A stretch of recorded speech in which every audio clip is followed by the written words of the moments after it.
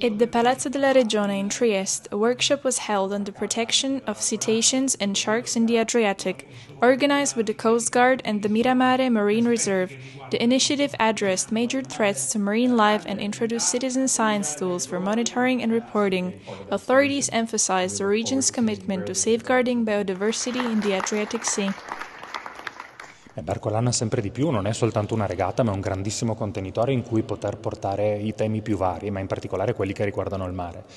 Chi va per mare, chi regatterà domenica è innanzitutto un velista, un appassionato di mare che deve sapere come conservare al meglio quell'ambiente marino. E nel cartellone quest'anno c'è anche questo evento di sensibilizzazione su un tema abbastanza attuale, nel senso che soltanto l'anno scorso abbiamo avuto diversi spiaggiamenti e avvistamenti di cetacei di grandi dimensioni, di squali che prima si erano visti molto poco nel nostro golfo, e quindi capire esattamente perché ci sono, come gestirli,